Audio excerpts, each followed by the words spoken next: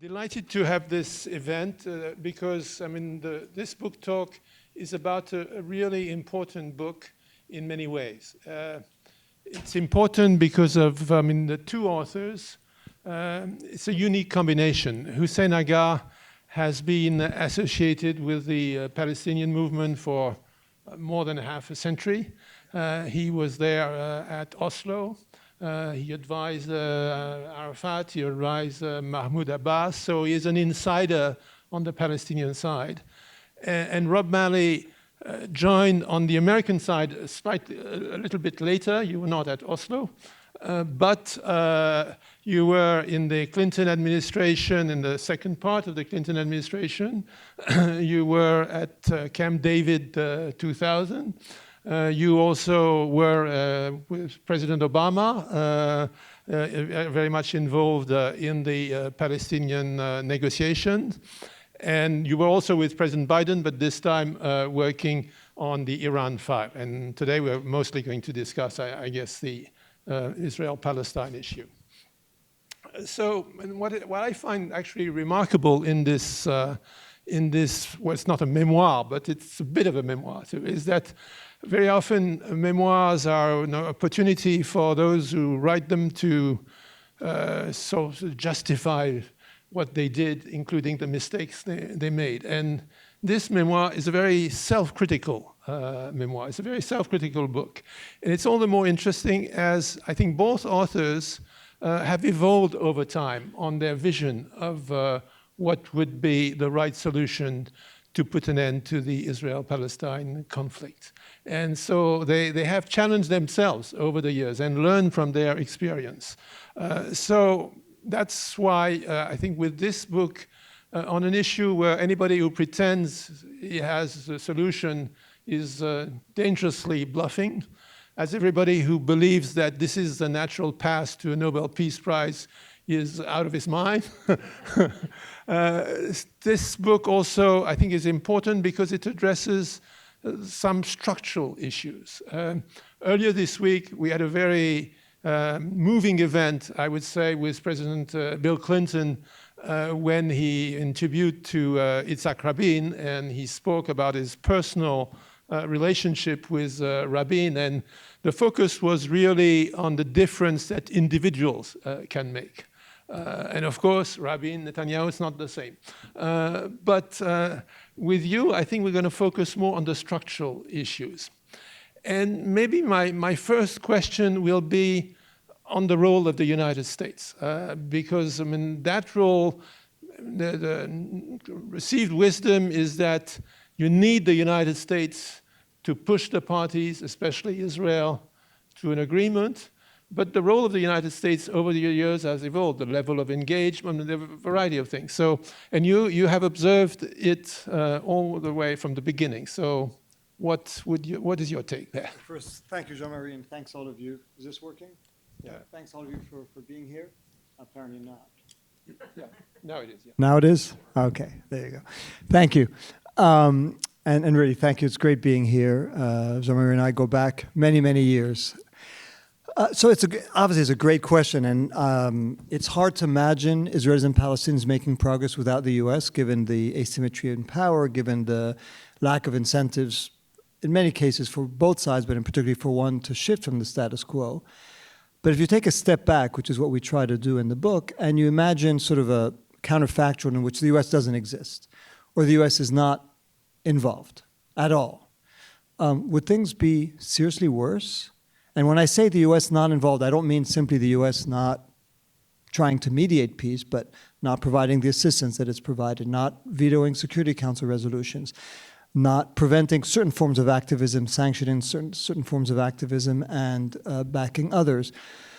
It is hard to see that the situation would be dramatically worse. And in fact, if you compare where we were in 1993, when President Clinton sort of embraced the peace process a few years before I joined his team, and you compare where we were then to where we are now, on almost by any measure, situation on the ground, the attitudes of the two peoples, the levels of violence, the levels of mistrust, the level of hatred, is there any metric by which you'd say things are better today than they were when the United States decided that it would not only try to sort of mediate the process, but do so in a unilateral way and excluding other parties more or less, whether they're European, Arab, or others, being in a position to decide who on the Israeli and Palestinian side they were going to engage with, what the process would look like.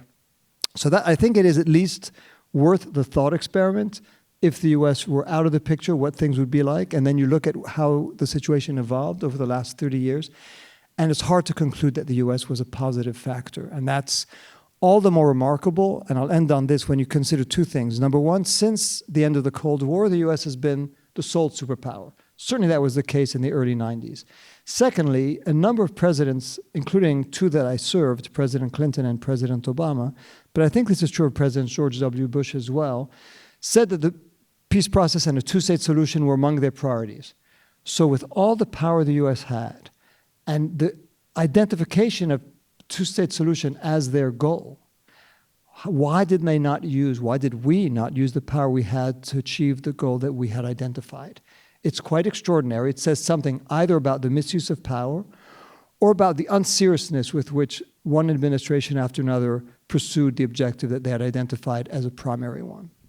Yes, on that last point, I mean, you say in your book that you have the impression that on many occasions, actually, the US had other priorities, that the engagement on Israel-Palestine was a tool to achieve other priorities. I mean, can you elaborate a bit on that? Yeah, and I think for President Clinton, personally, it was he was very emotional about it. You spoke about his relationship with Prime Minister Rabin. I think also for President Obama, it's something that he really wanted to achieve. But there's a difference between a personal pursuit, something that you really want to do, and something that you identify as in a core national security interest. So I'll contrast two endeavors that I was involved in. The Iran nuclear deal. This was something President Obama not only thought he personally wanted, but he also felt that it was crucial for U.S. national security interests. So he was prepared to battle against his own party, because most Democrats in Congress were against it. Battle against the Republicans. Battle against Arab countries who, for the most part, were against it too. Battle against Israel. The Israeli government at the time was campaigning against it. That's how you can tell that an administration could use the leverage and the power it has to achieve an objective it's identified. In this case, I think it was a nice to have, not a need to have, and it was often pursued as a corollary to some other objective that was deemed important and for which the semblance of the pursuit of a two-state solution was important. You want to build a coalition against Iraq. You want to make up for the sort of adverse hostile reactions to the Iraq war. So you need to show that you're pursuing Arab-Israel, in this case, Israeli-Palestinian peace. You want to form a coalition against Iran. On one objective after another, having this pursuit, being able to say to others, listen, we got it. We're moving on this file, so don't worry.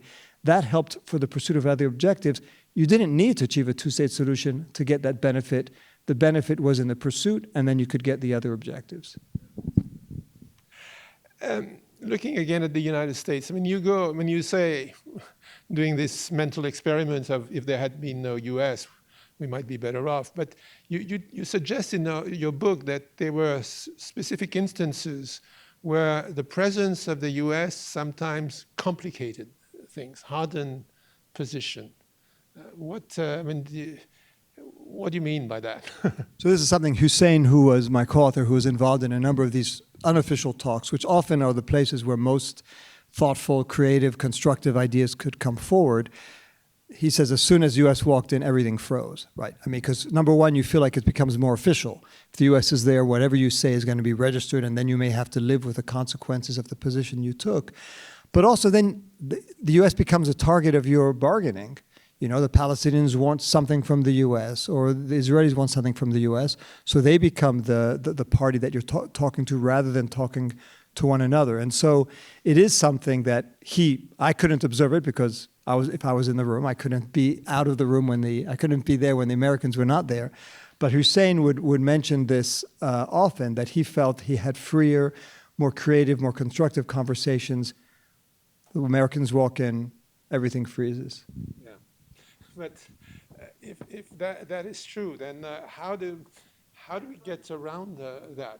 Microphone, apparently. Sorry, yes. You have your minder here who is... No, my question is really then, the role of the U.S., because you said in the end it did not produce what was expected. So as a mediator, was the U.S. just conveying the positions of the various parties, or the U.S. putting papers on the table that would not be produced by the parties? I mean, how engaged? Because I want to give just two anecdotes, which I think will help answer that. So first, when we were at Camp David, and contrast the first Camp David, President Carter, who often gets a bad rap, but on this one, I think he certainly was up to the task, to the second Camp David, the one I was in. The first one, the Americans had a paper.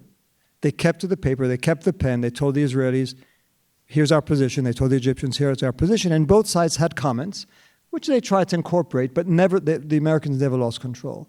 The second Camp David, and as you say, this is a collective self-criticism. I'm not pointing fingers at anyone in particular. We put a paper down.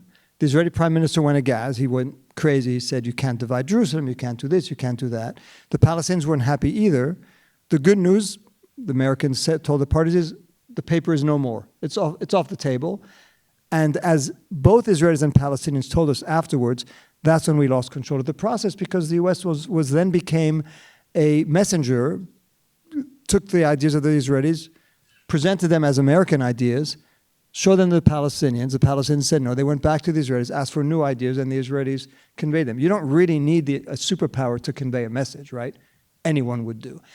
Second anecdote, it has to do with the sort of the biases, the inherent biases of the U.S. position. So, as I said earlier, the U.S. has played a role in legitimizing certain forms of behavior and discrediting others. Settlement construction, which has been one of the core obstacles, right? I mean, it's hard to negotiate a territorial deal when the territory itself is continuously being, the territorial control is being shifted in favor of one of the two parties. The American position was always, it's an obstacle to peace, it's unhelpful, but never so unhelpful that the U.S. would say, if you continue, you're going to incur adverse consequences. And the argument then, which, again, I was there, so I had to sometimes write the talking points. The argument was, yeah, it's unhelpful, but at the end of the day, if we get a two-state solution, the settlements that Israel is going to annex will be part of Israel, and the settlements that will be part of Palestine will be part of Palestine. So who cares if for a period of years they're going to be more on the Israeli side than not? Let's not get focused on this detail. Let's look at the end goal. When the Palestinians tried to take steps that were beyond sort of the rigid four corners of the process, go to the UN to try to get a recognition of Palestinian statehood, go to the ICC, go to the ICJ, International Court of Justice, International Criminal Court, do something to try to bolster their position. The American position, and this is not just a Trump or Republican position, it was what President Clinton and President Obama said was, if you take those steps, we're going to sanction you, because that's incompatible, inconsistent with a two-state solution. And that double standard, I think, answers the question of why, in some ways, and again, some of this was done out of ignorance, some out of good faith, a lot out of bad faith, but that's how putting this thumb on the scale, when you already have an asymmetric relationship, and it's asymmetric in so many ways, and the third-party mediator, which is a superpower, puts its thumb on the scale of the more powerful of the two, by definition is something that's adrift. That means that, well, you're addressing really a structural issue of the negotiation. And it raises a question of whether one had the right priorities. And it leads me to a question on were we ever close to peace? Because if the priority is territories, little exchanges of territories, 1%, 2%, then the notion that we are just 2% away from, that you lose peace because you can't agree on 2%, makes no sense. But you suggest in your book that, in a way, the structure of the negotiation on that. Well, not just the structure, but the way you apprehend it. I mean, our whole, as you say, the arc of our lives, of our careers, mine is shorter than Hussein's, but the arc of that, the arc of how we apprehend it, I think we looked at it too much as a mathematical formula, right? I mean, here's a map. Let's find the right division. Here's Jerusalem. Let's see how we're going to cut it in two or not. And let's see how we're going to have security arrangements, as if this was a technical issue, which for Americans it was. For the parties, it was a very different matter. It wasn't a matter of mathematics, arithmetic. It was a matter of emotions, of history, of psychology, of fears, deep fears on both sides. And again, I'm an American. Hussein is a Palestinian. We don't have an Israeli co-authoring the book, so obviously that we can't say that we speak for them. But we tried to put ourselves in Israeli shoes, and there's obviously very deep emotions, fears, aspirations, a history of extermination at the hands of during the Holocaust that is very present in everyday reactions, and we see it come out whenever the situation becomes more emotional. Both sides refer back, remember their own past. That's why we call the book Tomorrow's Yesterday, is that everything we're living today is a throwback, a reflection of the past. It's not as if October 7th landed from another planet. It's not as if Hamas landed from another planet. It's not as if Netanyahu and his right-wing allies are alien. They are reflections of the deep emotions, societal emotions and feelings, which is also why October 7th at the time was welcomed and applauded by a majority of Palestinians, and why Israel's response, the slaughter that followed, was also welcomed and endorsed by a majority of Israelis. And so what we're saying is this conflict has to be understood as a deeply psychological, emotional, historical one, and if you misapprehend the nature of the beast, you can't correctly apprehend the nature of the solution. And I think we missed, and by we, I think the negotiators missed a whole dimension. So technically, it was hard to do better than the Clinton parameters in 2000. Harder to do better even than, because they got improved in terms of, I think, the fairness, technically speaking, of what happened under President Bush, the Annapolis process, and the proposal that Prime Minister Olmert put to President Abbas. Harder still to do better than what was discussed during the Obama-Kerry years. So if it was just a matter of let's get the best map, the best technical solution, we'd have been there at least a decade ago, maybe 2 decades ago. If it failed then, and it failed under conditions that were far more auspicious, far more favorable to an outcome, a positive outcome, than they are today, I think, again, it goes to something that was missing in the way people apprehended this conflict and looking at it through more sort of technical than emotional eyes. Yeah, so that suggests that we were never as close to a deal as... Which is a great question, and I think those who read the book, I hope you will see that there's this kind of tension within the book between saying, here's where mistakes were made, which suggests that without those mistakes, the outcome would have been different, but also saying that structurally, as you say, there was something that was amiss. I'm not particularly fond of counterfactual history and saying what would have happened if Rabin had not been killed, what would have happened if the Americans had been less biased. It is possible that at times, with enough pressure, incentives, that the parties could have accepted an outcome that wasn't really a reflection of what they truly wanted of their yearnings. It didn't happen, and who knows whether it could have. But were we ever close? Again, here I look back, and a number of my colleagues have written the same. Was there ever a time where Israelis and Palestinians were really saying, yeah, we're almost there, all it will take is a push? Certainly at Camp David, there was no congruence on any of the issues: territory, refugees, Jerusalem, security. And after that, I think, pieces of paper, yeah, maybe on paper they could say we're almost there, but was either side really ready to take the plunge? I think it would have taken the kind of pressure from the U.S. side to force the parties to do something that they were not prepared to do. So pressure that the U.S. was not prepared to inflict on parties that were not prepared to do what they were asked to do. So I want to take you to the analysis of both the Israelis and the Palestinians. And you have a sentence, when you already discussed a bit the long shadow of the Holocaust and what it means, obviously, for any Israeli. But you have a great sentence on Israel at some point. You say, when violence rages, they cannot afford to consider far-reaching compromise. When it fully subsides, they no longer need to.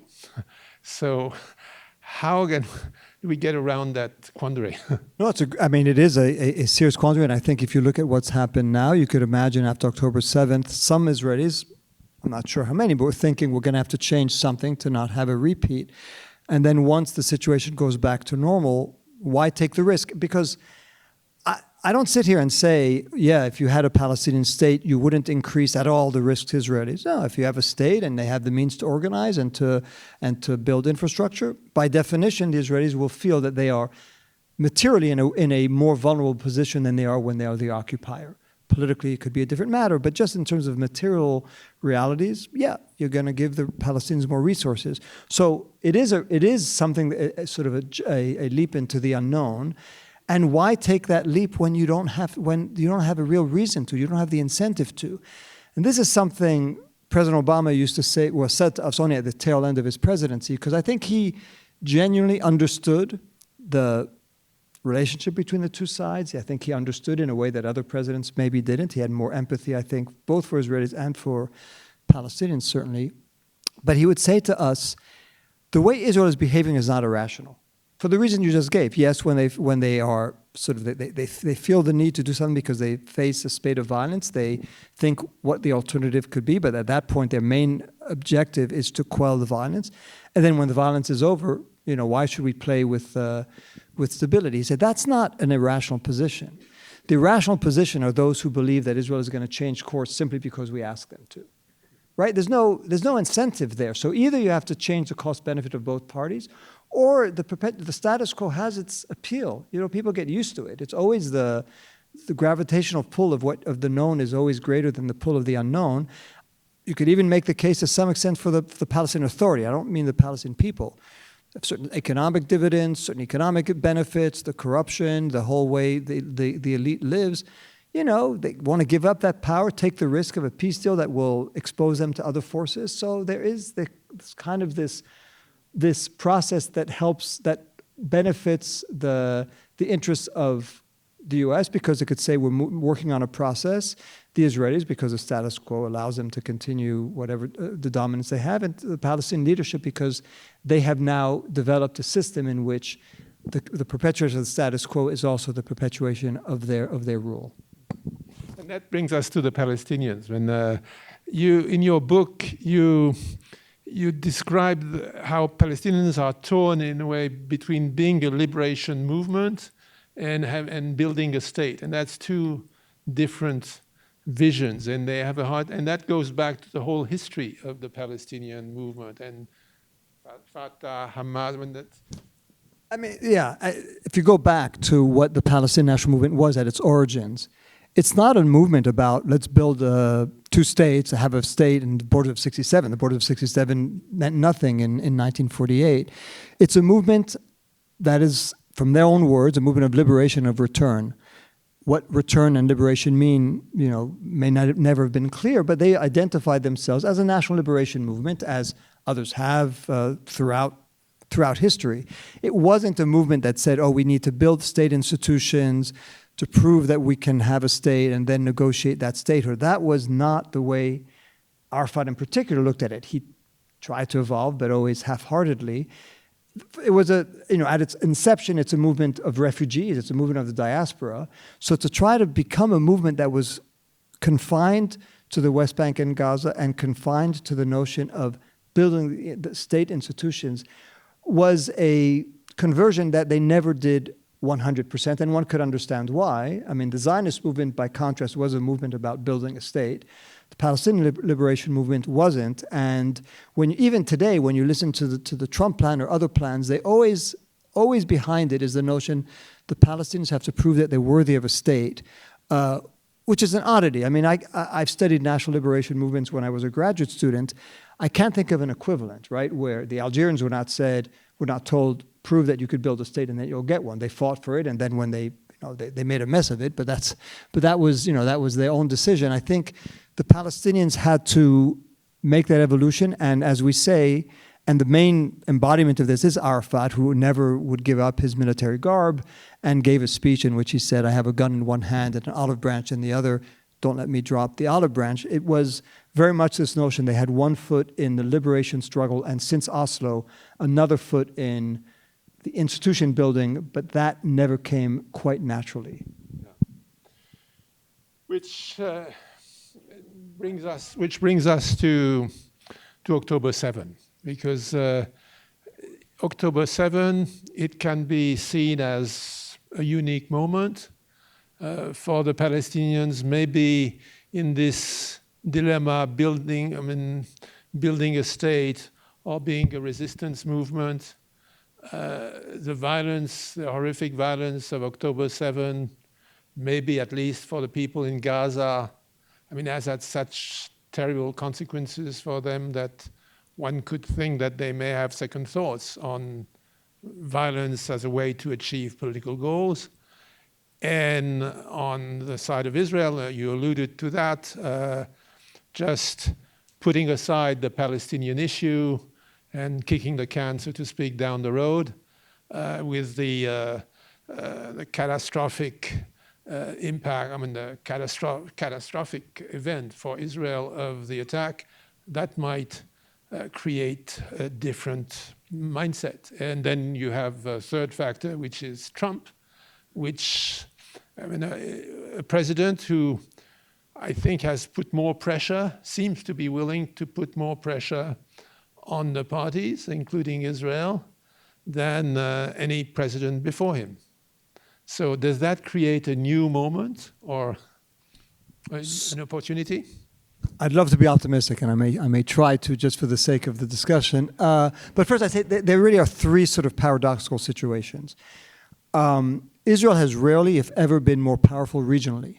It can extend its reach to Iran, to Lebanon, to Syria, to the West Bank, to Gaza, to Yemen, and it is uncontested in that sense.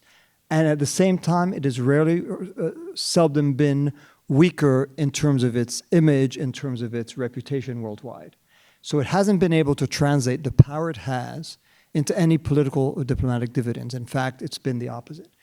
The Palestinian national cause has rarely, if ever, been as popular internationally. It is extraordinary what's happening on campuses, what's happening here in the US, in Europe. You see a mobilization. Maybe there were times in the past when that happened, but it's hard to recall them. And the Palestinian national movement, as a political movement, has rarely, if ever, been weaker, incapable of translating the support it has internationally into any, the political leadership on both sides, Fatah and Hamas, complete impasse. Without a renewal, they will not be able to translate those dividends. And on the American side, you have a US president who can defy the laws of political gravity along with every other law, who is completely unencumbered by sort of political orthodoxy because it's unaware of what it is. And so he could put pressure in ways that I have never seen. The way he talks about Israel is astounding sometimes. Really, the meaning, I would say, if I were an Israeli, I'm not sure how I'd feel, but they have to do what I tell them to do because I've told them. It's really reaches the point where he treats them, and Israel responds to his demands. He treats them as if they have no choice. And yet, it's also the president, we've already had a president who's had as little a vision of what he wants to do with the power he has. So the gap between the leverage he has, particularly over Israel, but also over the Arab countries, they can't say no to him either. And yet the absence of a vision, other than his own ego, narcissism, self-satisfaction. So in those three gaps, there's both the potential, because Israel has power, so perhaps it now can do things it wasn't prepared to do before diplomatically. The Palestinians have support, so maybe they can translate that support into gains that they haven't been able to do before. And you have a president who's prepared to break China in a way that no president has done before. But they don't have that ability. And it's hard to see either one of those three parties shifting in ways that would lead to that optimism. If you want to look at reasons for optimism, I think to a large extent they're here at home, because there is not just, I'm not talking about the president, but I'm talking about public opinion in the US, which is shifting in ways, and we could talk about on both the Democratic and Republican side. On the Republican side, sometimes it does drift into pretty ugly anti-Semitism, but there are other, there's a renewed look at the US role, particularly among young people, US role, US morality, US position towards Israel-Palestine as a result of the war in Gaza and the slaughter that followed. That may be the variable that changes and that makes what I call those three paradoxical gaps turn into something more promising. I don't know, but it's also going to take shifts in Israel, shifts in Palestine, and shifts, and this is again sort of the why we call the book Tomorrow's Yesterday, a return to some of the ideas of the past and escape from some of the rigidities, the orthodoxy of the present. It has to be two states with a hard partition, with with all the elements that we're familiar with since Oslo. We need to, in our view, think more creatively about different forms of sovereignty, more fluid forms of sovereignty, in which you give greater room for the yearnings, the aspirations, and addressing the fears of both sides in a way that I would say almost tautologically the ideas of Oslo and since have not done. Otherwise, we would not be where we're standing today. So yes, there is a kind of opportunity, maybe, and you feel it in the discussions at the moment in the Security Council and in conversation with all the member states, whether the Europeans, the Arabs, the Turks. They feel that the ceasefire is precarious, but one has to try to build on it.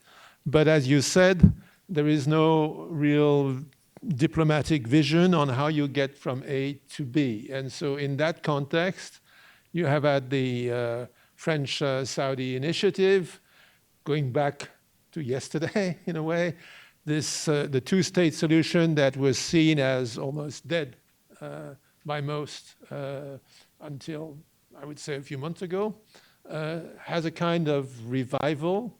But you just said that it may be, in a way, the wrong road to, it's... Well, so I'd say, a lot of respect for many of the countries that are involved in the Franco-Saudi initiative.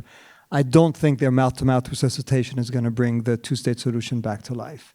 I think what's happened, and we see this often, is, people are in a situation of despair, right? I think the situation looks extraordinarily bleak.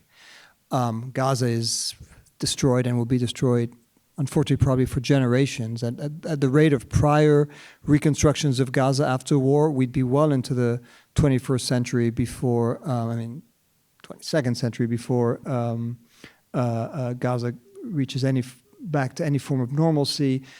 Again, attitudes on both sides, the gulf in faith and trust in both sides. So when is at an all-time low. So when that situation arises, people want to look for hope, and they grab what's on the shelf, the most immediate thing, the most familiar thing, and it is, let's say, two-state solution, right? But go ask the French, the Saudis, anyone else, what's the roadmap to get from where we are today to that objective? What are you going to do differently that's going to overcome the obstacles that existed in the past and, as I've just described, are higher today than they were at periods, when we failed before? Let's not forget some of the plans for two states, whether it's, in particular the roadmap for peace that President Bush put on the table.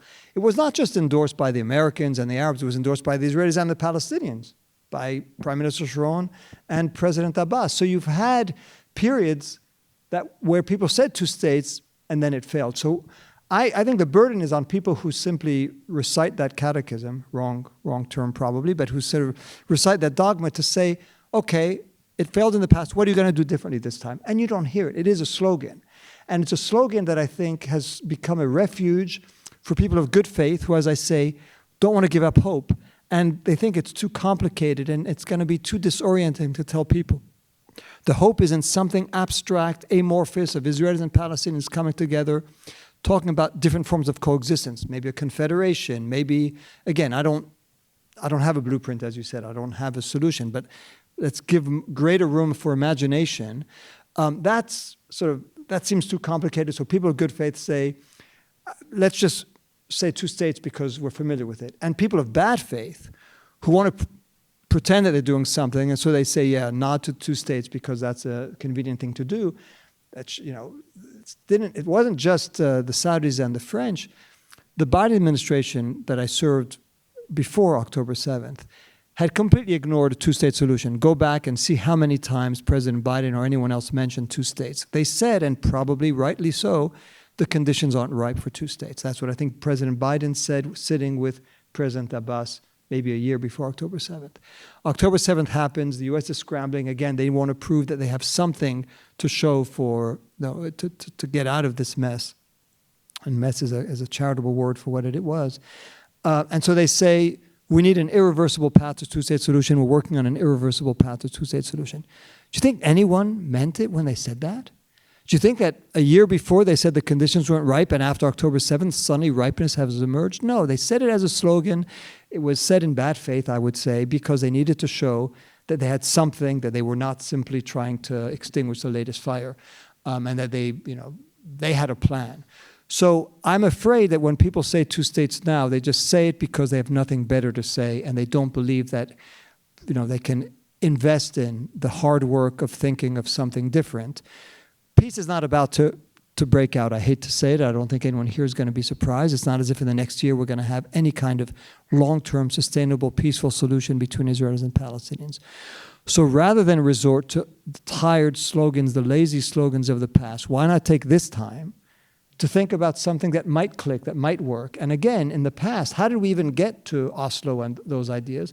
It was tomorrow's yesterday. Palestinians and Israelis sat, courageous Israelis, courageous Palestinians, defied the norms of their own societies and said, well, let's think of something.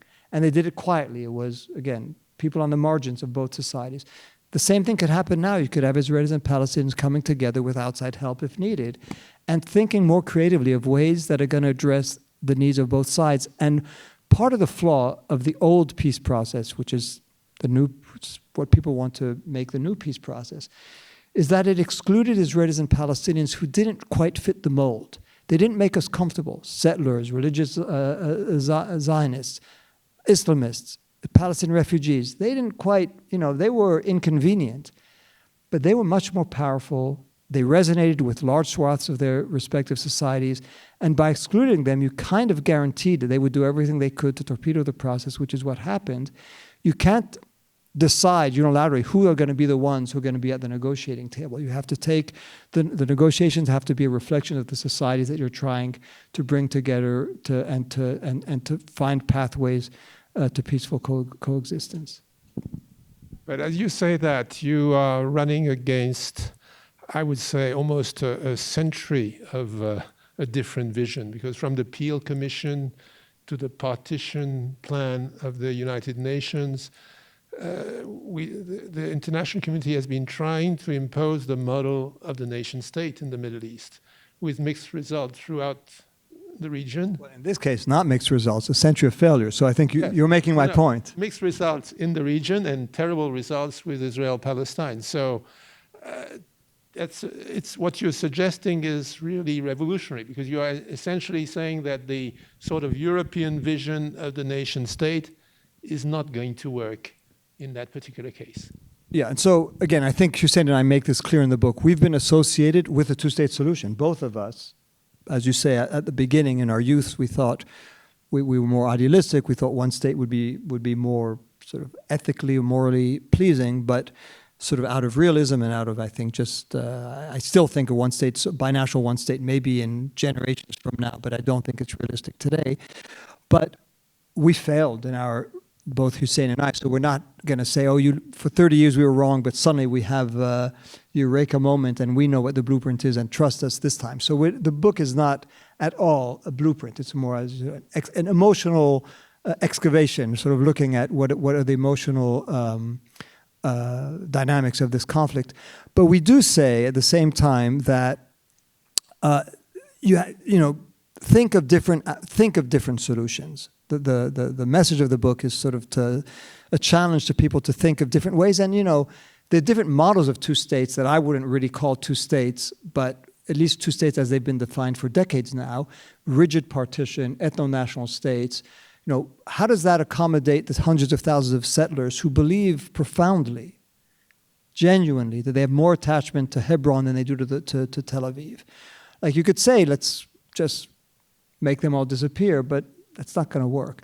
What do you do to the yearning of Palestinians who want to return? Are you simply going to say, well, we'll find a fig leaf, you'll return to the state of Palestine, but forget your attachment to what is now Israel proper? So are there ways of being creative? And again, some of you may be familiar with the idea. There's one project that's called A Land for All. There are other ideas out there that try to envision a future that is not tied to the rigid partition ideas of the past, which, as you say, have been around for quite a while and have experienced failure upon failure upon failure. So, let's at least learn the lessons of that failure rather than rush headfirst into trying to repeat the same experiences of the past. I have a lot of interest in the Land for All, the Holy Land Confederation. I mean, these are interesting ideas, but I mean, you talk about the settlers. I mean, they will want to, how would their security be assured? By the Palestinians? By, you would need... I don't want to get into sort of a technical, I mean, people could go look online to the ideas that, you know, there are ideas of joint security or that the Israelis would provide the security for some and Palestinians for others. But I don't think those are, I mean, yes, those are very important questions. But the first question, I think, is to try to figure out what is a model, what are ideas that are more accommodating of the histories and emotions of both sides. Because at a minimum, something has gone wrong. And maybe it's a very different idea, one that I've not even contemplated. I mean, some of the ideas out there, which are also ideas from the past, because all of the ideas that we mentioned are throwbacks to the past, and they've been sort of kept under wraps in the name of the orthodoxy of the rigid two-state solution. So ideas of confederations, of binationalism, unfortunately also other ideas of ethnic cleansing, and those are all ideas that have been mentioned from the beginning of the 20th century.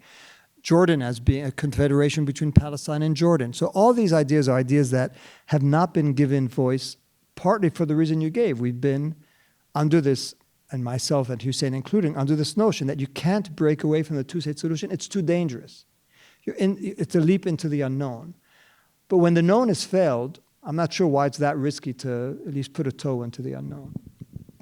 I look at my watch. I know that some students may have to go to class soon. So I'm going to open up for questions.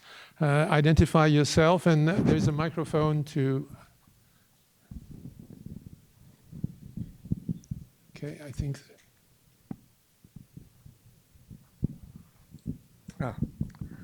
Hi, I'm Jenna Graydon. I teach here at CEPR. Aspiring for a Nobel Prize, you. Let's jump back into history, a lot of failures. But what about thinking creatively in a different way? Today, America declares 2 states. Right now, give the incentive. We accept Palestine as a state. Anyone living there is subject to Palestinian rule. In other words, one of the things that has always been said, they have to aspire to it, they have to establish it. Let's declare it, like Spain did and others. What would happen then? America has been the one holdout in this. Listen, I mean, if the U.S. were to say we recognize a Palestinian state, I think it would have greater impact, again, with all due respect to other countries than they did. I'm not sure what that actually means. I mean, does it change the territorial boundaries? Does it change the security situation? Does it change who controls the resources? I mean, again, it might feel good. It might actually create some momentum, but it's not going to answer the fundamental questions that have been obstacles to reaching a settlement in the past. I mean, you've had American administrations that have said we're in favor of 2 states. They didn't recognize the Palestinian side, but they said we're in favor of 2 states. That hasn't changed much either. So am I against the U.S. recognizing a Palestinian state? Not necessarily, but it has to be accompanied by a policy that translates that aspiration into changes on the ground. And the declaratory policy is not going to do that any more than, I mean, you now have every member of the Security Council other than the United States that's recognized the state of Palestine. Has that changed the life of a single Palestinian? Yeah.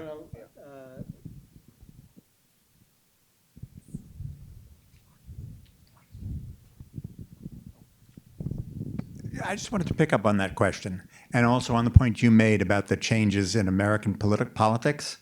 I mean, for years, politically, Israel was basically a third rail, and any politician who touched it in a big way, particularly one that seemed to be siding with the Palestinians, wound up singed. In New York City last week, we elected a mayor who ran on a platform that was pretty pro-Palestinian. And according to the polling, a majority of people who voted because they thought their candidate sided with, because of their candidate's position on Israel, a majority of those people voted for Mamdani. So all of a sudden, it's no longer the third rail.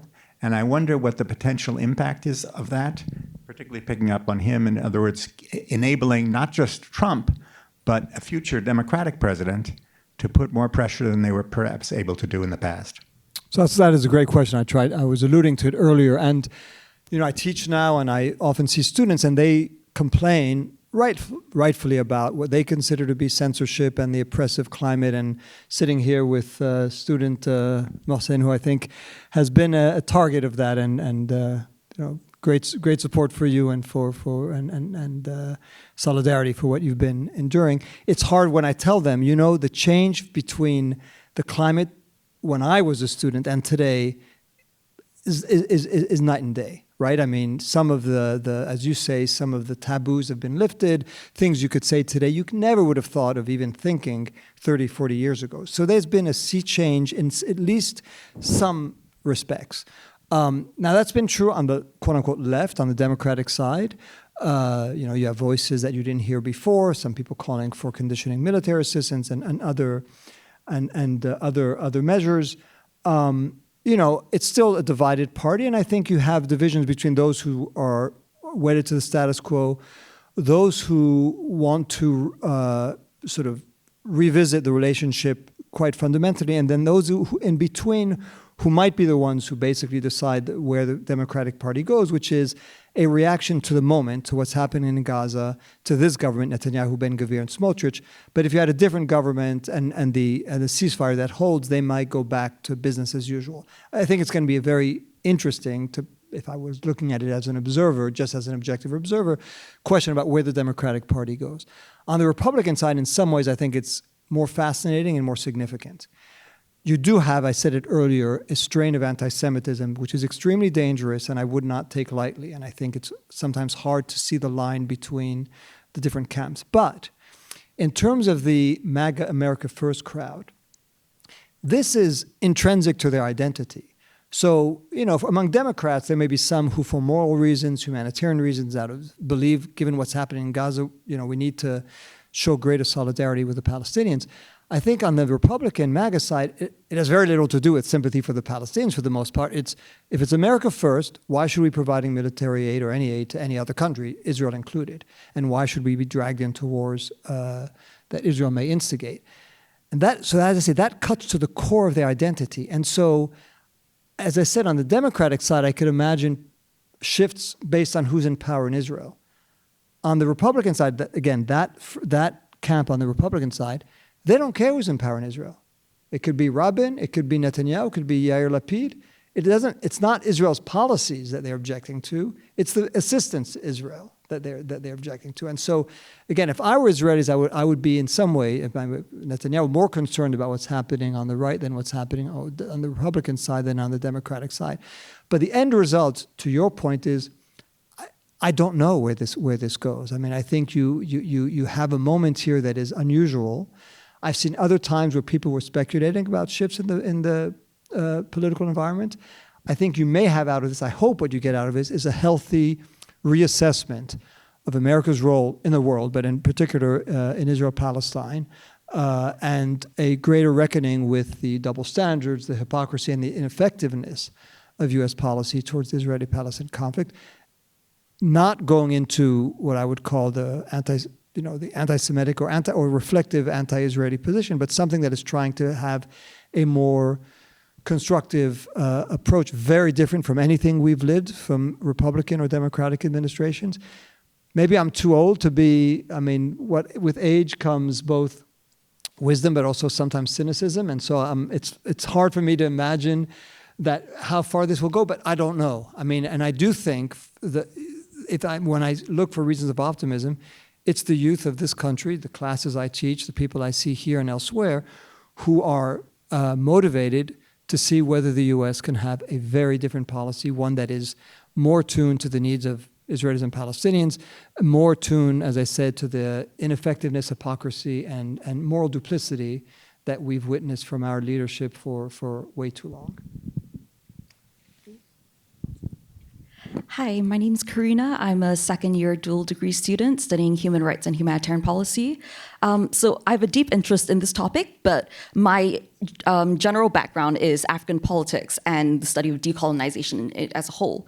And so my question would be coming from the perspective of, do you think that there is a sort of sense of exceptionalism around the Israel-Palestine conflict? Or obviously there's historical specificity and a unique set of contexts, but is it vastly different from cases like Tigray, Rwanda, Sudan, where we see similar histories of legacies of violence, racialization, ethnic cleansing even, and yet the kind of general attitude towards this is you don't get to think outside the nation state framework. The answer is a national dialogue in some form or other. And if you look at all the other forms of settler colonial examples that we see, most of them have been resolved through force one way or another on the side of the indigenous people or the settlers. And I wonder if the involvement of the US and the Western powers in general have been vastly distorting this. And you look at the creation of South Sudan as another example that did not necessarily resolve this. And I wonder what you think about this in relative to other cases. So it's a great question. It's a complicated one that I don't know that I could answer in a few minutes. I mean, first, sort of, I agree with you, the distorting effect of US Western policy and in so many ways, and I could go through the list of how it's distorted and as I say, prevented certain outcomes, imposed ways of looking at the conflict. But I don't want to go down that road. But I agree with you on that. You know, every conflict, and both Jean-Marie and I were CEOs or presidents of an organization, the International Crisis Group, in which we look at conflicts around the world. Every conflict is sui generis, even though there are lessons to be learned. I do think in this case, in many ways, it is a very specific conflict, and maybe this is my own distorting effect because I've spent so much time studying it.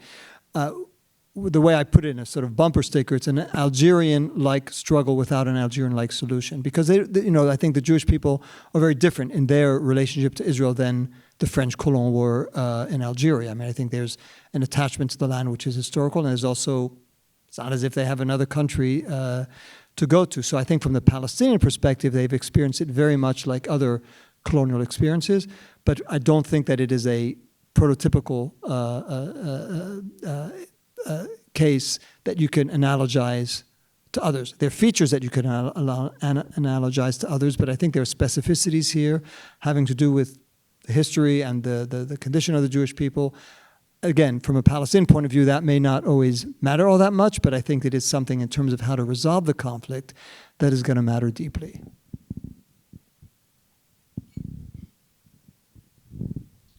Hi, my name is Jesse. I'm an international student from Canada. I'm Jewish and Israeli as well. I have a question that it's sort of a practical question. I guess 10 years ago when I was an undergraduate student at UCLA, at 18 years old, just forming my opinion and leaving home and learning about Israel. I had never actually been. That was just the beginning of my journey. And Mohsen is sitting right next to me, and it sounds like you have a pretty good understanding of what Mohsen has went through. And so as I look around the room, it looks like a bit of an older crowd. I don't see too many undergraduate students, but the context of the question is really through the undergraduate lens.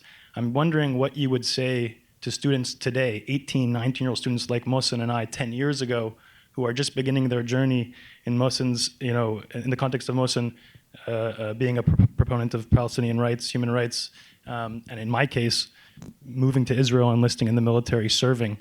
And now 10 years later, Mohsen going through what he went through over the last couple of years, and me being called back to Israel in the wake of October 7th.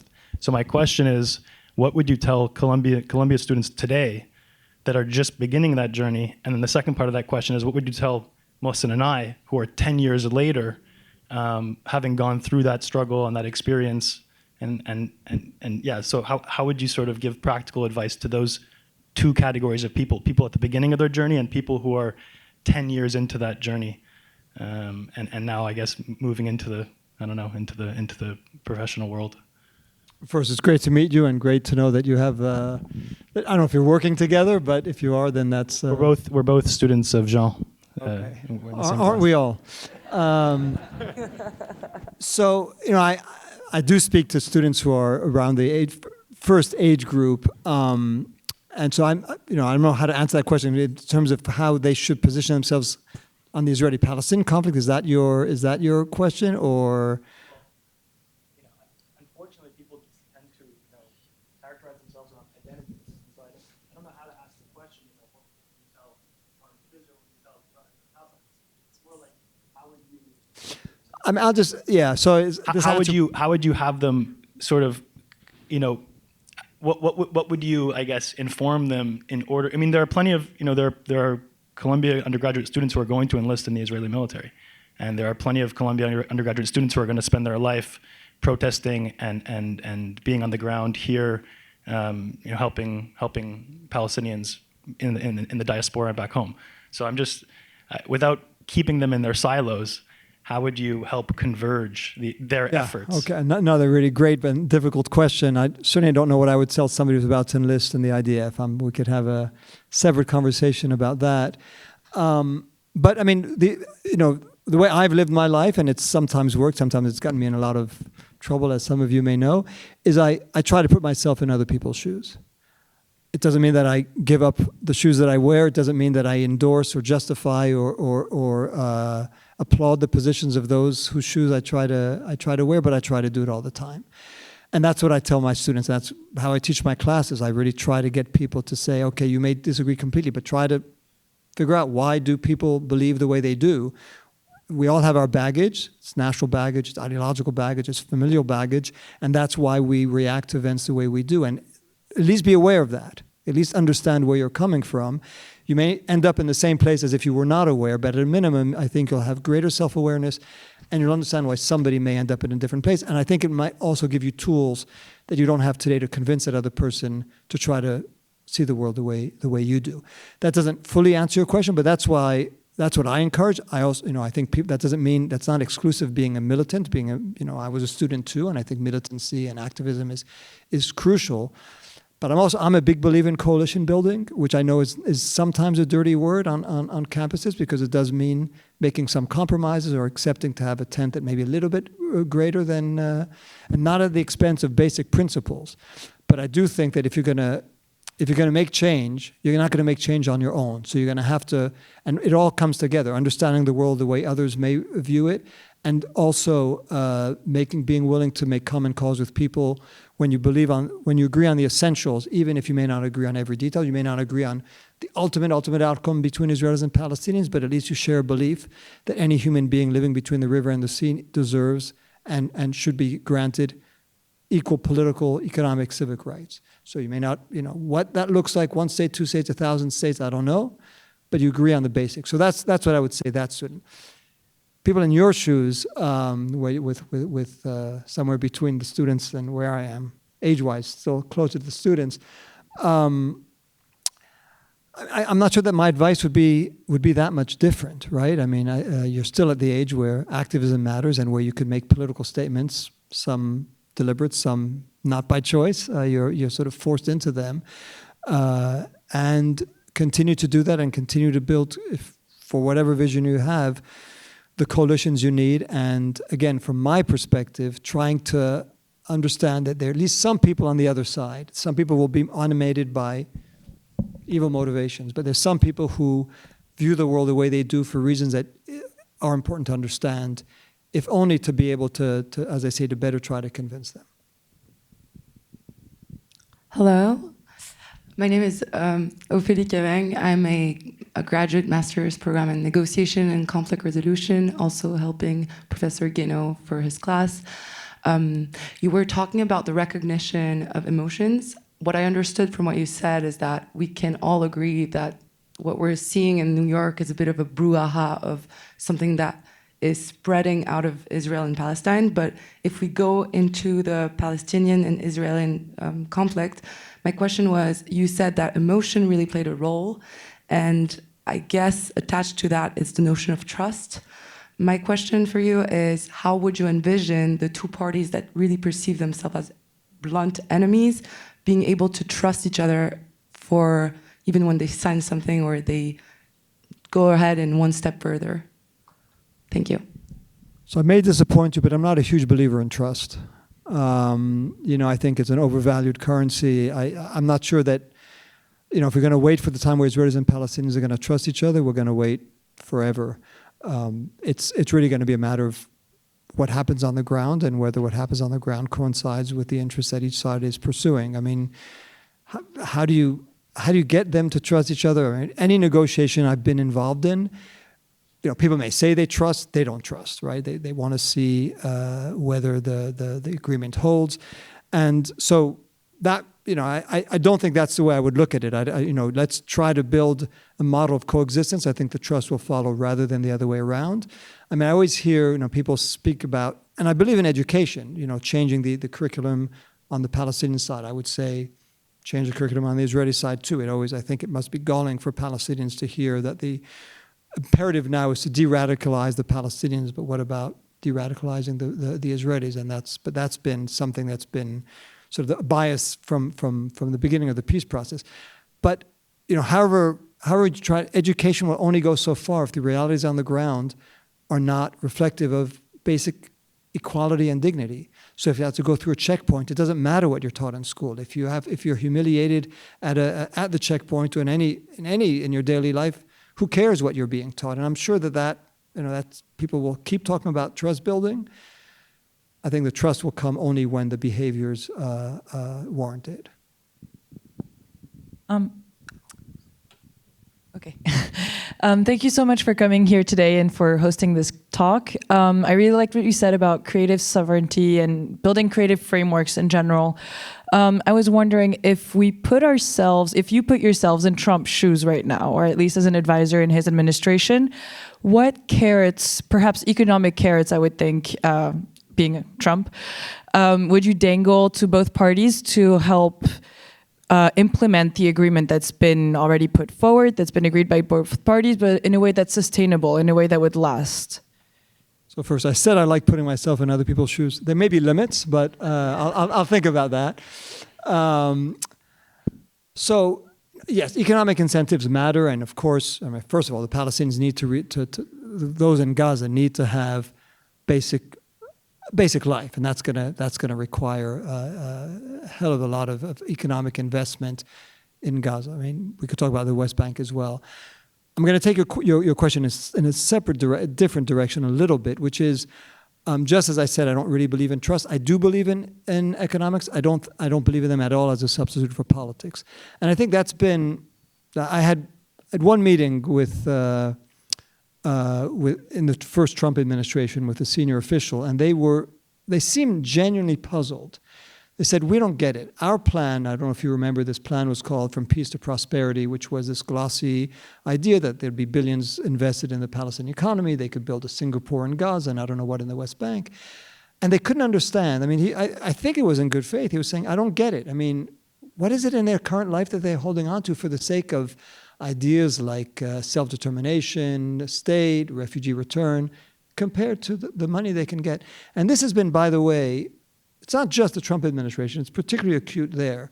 Why can't Iran agree to give up all its nuclear missile and other programs for the lifting of sanctions? Why can't North Korea agree to give up its nuclear weapons in exchange for an economic El Dorado? It's not how leaders at least think, right? I mean, populations, some may think one way, some may think another. But the real currency there is dignity and the sense of fulfillment as individuals that goes beyond economics. So I don't believe in a future where Palestinians are going to live impoverished and completely destitute. But I don't think that those incentives will bring you to the finish line, right? I think you're going to have to do much more to address the emotional, political aspirations of both sides.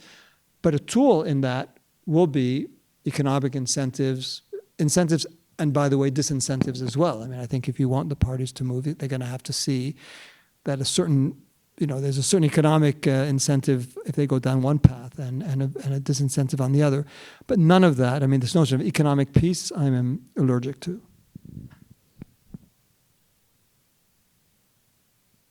Hello, my name is Jennifer Ilanit Ghibli. I'm a CEPA student here in the MPA Global Leadership Program, as well as a student of Jean. And my comment is more on the emotional side of the connection to the land from both sides. I happen to be the granddaughter of Jews from Yemen who are no longer there and obviously cannot go back. I also happen to be the Any Jews from Yemen. Yep, and I'm also the grandchild of Jews that were Holocaust survivors. And this idea of being connected to the land and where do we go, I think there's this thought process of, in the event something happens again, we have Israel. And I happen to be a dual citizen born here. When October 7th happened, that really kind of triggered kind of a concern, like, well, where do we go now, potentially?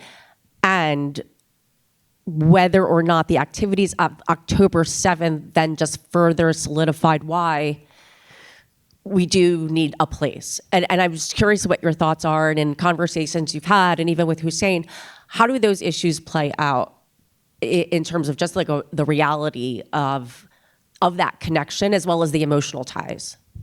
Yeah, thank you. I mean, it's a great question. My family are Jews from Syria and Egypt on my father's side, and from Eastern Europe on mother's side. So not that I have the same experience, but I certainly have spoken to a number who feel what you just said very deeply. And as, again, when we call the book Tomorrow's Yesterday, it's because so much of what's happening now is a reenactment of the past, including the vocabulary and the associations: Holocaust, pogrom, genocide, settler colonialism. All these words are words that for both sides are echoes from the past. And so yes, and I think if we, again, look at this as sort of a mathematical question rather than what you're raising now, we're going to miss the boat. And so yes, for many Jews, this is what Israel is about. This is what it means.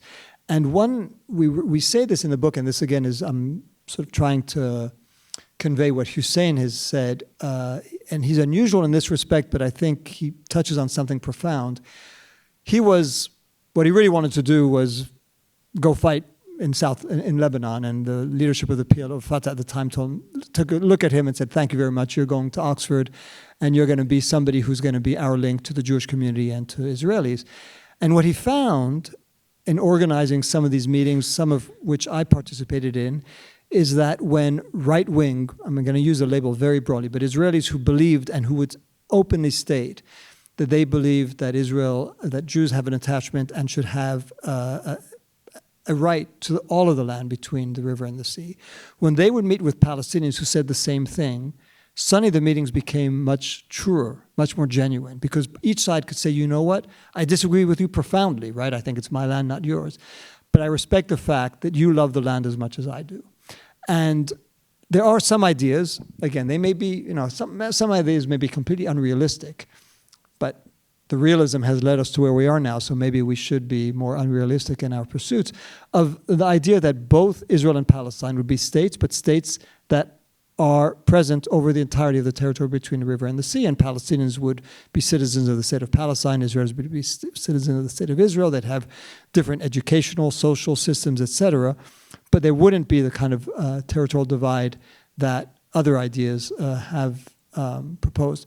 It's hard to imagine, but it goes to I think you're raising a point which really is at the core of our book, which is, and Hussein likes to say, you can't divide and you can't dictate love. You can't tell one side, well, here's a person you're going to love and here's the other person you're not going to love.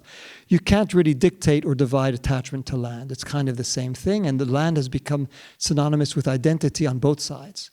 It's not, as some have said, this is not a land that's produced a people. It's a people that have, and even on the Palestinian side, right? The Palestinian nationalism has been born of the conflict and intensified as the conflict has continued, and their attachment to the land has been a byproduct of that. Just as you say, Jews have, the land is an expression of their identity. So it's very hard to divide that.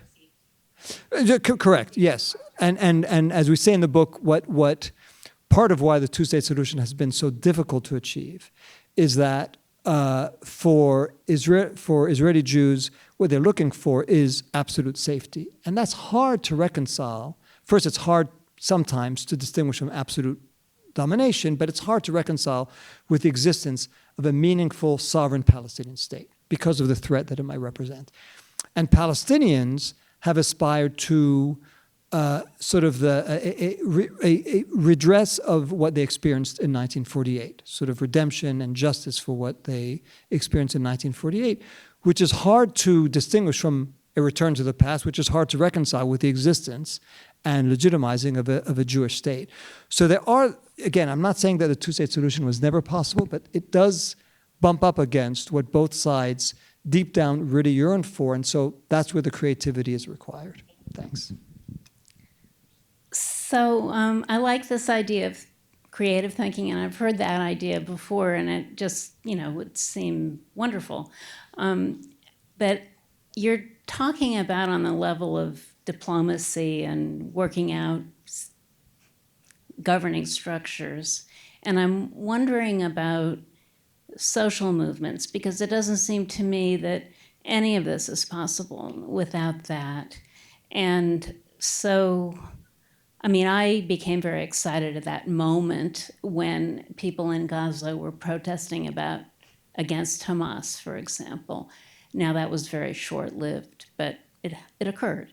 And last night, this is sort of cognitive dissonance for me, but last night I went to a gathering in Brooklyn with an Israeli group called Standing Together. I don't know if you know about it, but it's a group that is both Palestinian and Jewish, of Israeli people who are doing many very brave things and building infrastructure. And they say it's growing, and it is attempting to do what you are calling for, but at a grassroots level. Now, whether something like that can succeed in this climate, and they're not saying that, they have great hope that this is going to succeed. But it does seem to me that without something like that happening, all of this creative ideas on the upper level are pretty futile. So I'm so glad you asked that question, because I think you're absolutely right. And again, in the spirit of self-criticism, I think, as Hussein and I would acknowledge that as part of sort of these official meetings, the two things we didn't like to hear is people who came and said, you need to deal with history, you need to deal with emotions. We were like, those are complicated issues. We're dealing with the here and now. And we also, couldn't be bothered, I'm overstating it, but all these social movements, it was a matter of officials making decisions. Well, the officials have failed. And not only, the failure is what we're living today. This is a tragic failure, cataclysmic failure. I think the ideas today are not going to come. You're not going to want to bring an Israeli official and a Palestinian official to talk about any of this. That would be a complete waste of time, if not worse. I think we're going to need to have organized movements on both sides, all sides, to reflect on what's happening here in the U.S. But that would be my answer also to the question that you asked earlier, which is social activism, getting people on both sides to come together. And as you say, there are a number of these efforts which the fact that they're taking place today in today's climate, which I'm sure is the worst in terms of the headwinds that they're suffering in both societies. How could you talk to the other side? I think that's exactly what we need to look for today. And again, that's how it started in the past. Like all these efforts, yes, ultimately it's the PLO and the Israeli government had to sit together, but that was preceded by decades of much quieter discussions between Israelis and Palestinians who were representatives of civil society, sometimes very minority groups. And right now, again, I'm sure it's extremely minority. But that's what it's going to take, and I think you're absolutely right. Thank you, Rob, for your insightful thoughts and for your honesty. I have two questions to ask you. The first one is related to the two states. So the two states according to international law and 242. And there is an agreement and general agreement from the Palestinian representation that this is the path moving forward. Israel doesn't want it to happen. If we go to the creative solution, how are we going to put this in place while we see international law and the international community using basically the two states as a pressure tool, actually, that can re-envision something new? So how do you move outside of this paradox? Because if we give it up, the two states, then you have to wait for the Palestinians and Israelis to come to an agreement, and then you have to adopt it internationally and apply pressure. So this is the first question. The second question, and this is something that is deeply related to what I appreciate so much about your mentality, that we have to bring all parties to the table and we have to have an accommodations of emotions. But there is an element that I myself find very difficult and challenging, especially with dealing with groups that have a way of thinking that is supremacist. There is supremacy and there is also trauma that I can recognize that allows for the apartheid to continue, for the genocide that has taken place. And I wonder to what extent would you deal with groups that has extremist way of thinking and especially a supremacist way of thinking? Thanks for those questions. So the first one, I mean, it's an interesting, obviously you're right that international law is an anchor. I would try to divide it into two. You know, international law is helpful. It hasn't resolved the conflict. And obviously there's interpretation questions about international law. It doesn't answer all of a series of questions about, as you and I were discussing earlier, what does it mean about refugees? What does it mean exactly about, as you know, there's different views about what 242 says about territory. So I think that remains, that and the basic international norm about equal treatment of people, right? International human rights law. Those still can be tools to put pressure. I don't think they dictate an outcome. I think the outcome is one thing. The tools you use to pressure the parties and to say, you know, we're going to hold you to account if you don't respect the basic internationally sanctioned human rights of all individuals, the non-acquisition of territory by force, whatever the state may be, the illegality of settlements. Those can be pressure tools. I don't think they dictate the outcome. I mean, if they did, we would be there already, right? I mean, international law has been around for as long as the conflict has been. So I don't think that by saying we're looking for a creative solution, you give up the tools that international law provides to the extent that they are useful. And again, partly because of the US, the relevance of international law has been quite reduced. Your second question, no, I'm not, you know, when I say big tent, I don't mean a universal tent. There's some people who, you know, they have objectives and desires and methods that are incompatible with any civilized discussion. And so I'm not, you know, just as I said, the shoes I'd wear, you know, I'm going to be somewhat discriminating. But that does, I think, you know, you do have people who probably are going to say and have done things that are going to be extraordinarily reprehensible, objectionable, but they are powerful forces in their respective constituencies. And so my tent might be broader than others. And by tent, I don't mean, now we're confusing two things. Earlier, I was saying a tent in terms of activism. Now I'm saying in terms of who you bring into a process of negotiations. I think it's been too exclusive. I think this is something I've said about the United States, not just about Israel-Palestine, but that we tend to choose the people who talk, look, and speak like us, and you know, act like us, because that's what we're comfortable with. And I think we're going to have to get out of that comfort zone. You know, Israelis would say, how could you sit down with an Islamist, given what they say? And just as I could imagine Palestinians say, how could you talk with somebody who has been complicit in the slaughter? But I think if there's going to be a peaceful resolution, and to this one I have to say, you know, we were talking about President Trump earlier about how he breaks with some of the taboos. One taboo has been no discussion with Hamas at all. I mean, I was banned from the first Obama campaign, not because as an official I had spoken to Hamas, not because as an official I'd advocated talking for Hamas, but as a member of civil society, I thought it was important, as a member of the International Crisis Group, may have been under your leadership, that I felt it was necessary to talk to a party that was in conflict. That, you know, and Trump's, I think that was been his view. If two parties are at war and you want to make peace between them, you're not going to say, we're only going to talk to one of them.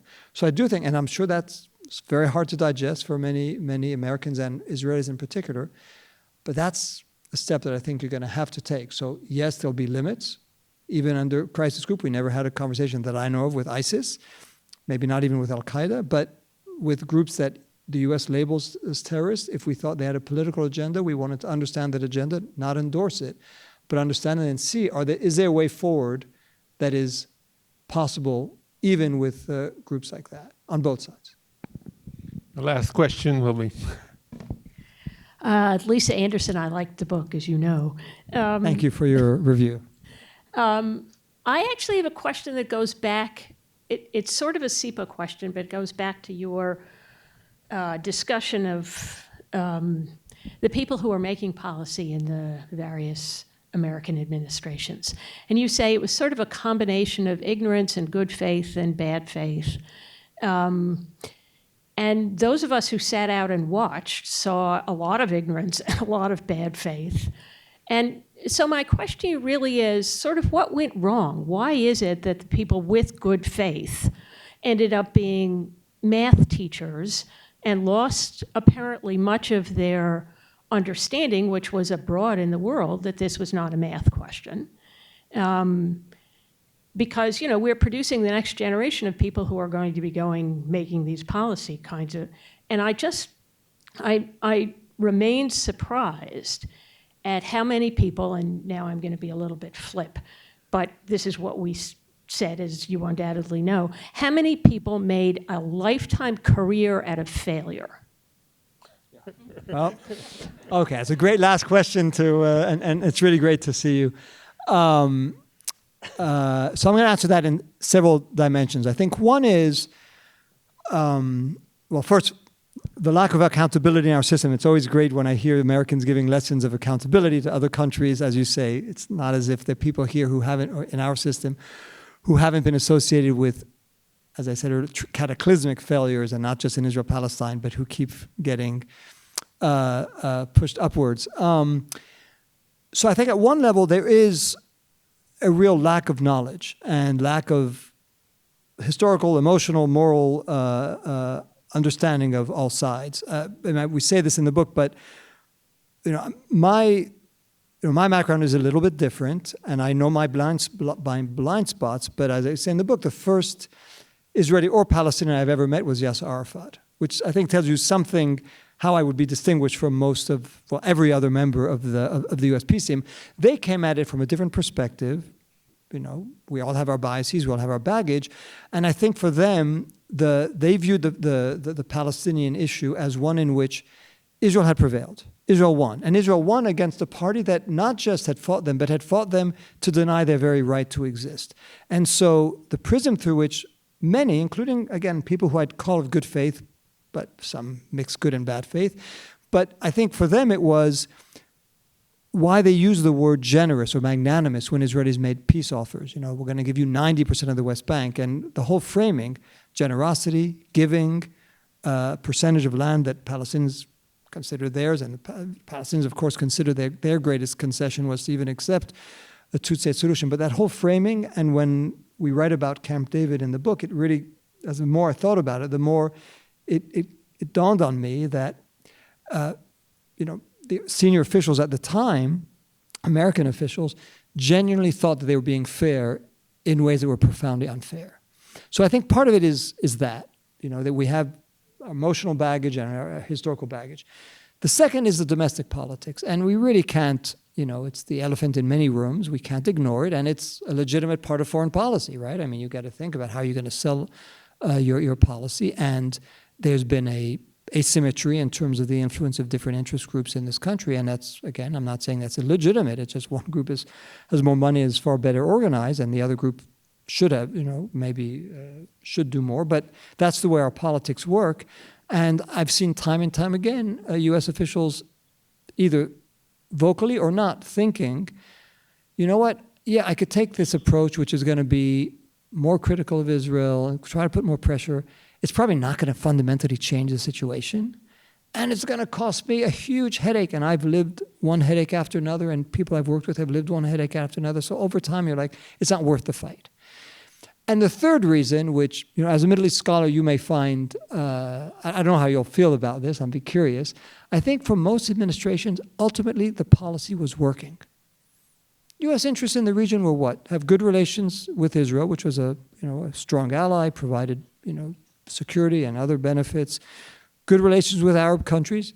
We were able to do both, right? I mean, we could be very close to Israel, and yet maybe because of that, Arab countries would come to the U.S., particularly after the end of the Cold War, because they had nowhere else to go to.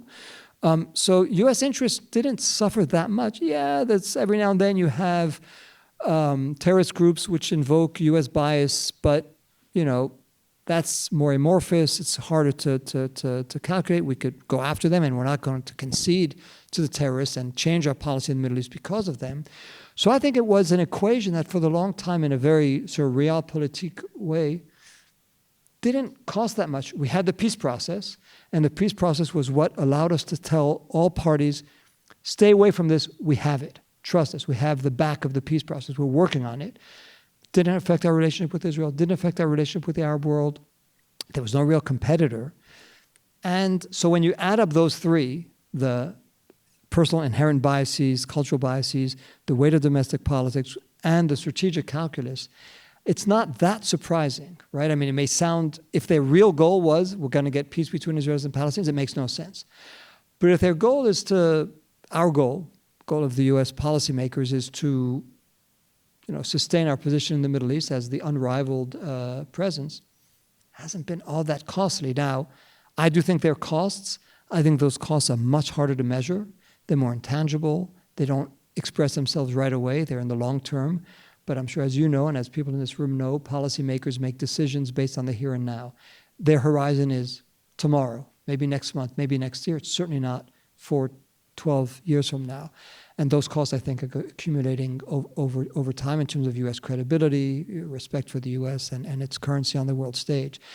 So this brings me back full circle to what you alluded to, which is today's youth. I do think that, again, in the students that I teach, and as somebody said, maybe not as many students in this room as could be the case, but students around the country, I think, are looking at everything from the bias to domestic politics to their vision of what America's strategic interests of the regions are or should be. And again, to end on a word of hope, I think that's where the hope lies, at least for this country, that there's a generation of people who will be brought up having witnessed sort of the microcosm in most intense way of everything that was wrong about how we manage this conflict. Microcosm of Israeli attitudes, microcosm of Palestinian attitudes, microcosm of American moral duplicity and moral and policy ineffectiveness. And as I said in response to the earlier question, I think we all come with our baggage. The baggage of this generation will be the horrors they witnessed in Gaza and the horrors in which the U.S. was deeply complicit, and in that I keep some hope. Well, I think we are going to conclude on this question and your answer. I'm really very grateful, Rob, for what has been an incredibly thoughtful, civil, informative exchange, just like your book. And I hope everybody will read it because it's on a topic that elicits so many passions, and it's so difficult to discuss in a dispassionate but committed way. You have found the right balance, and I think this conversation has been an illustration of that, so thank you. Thank you, Jean-Marie.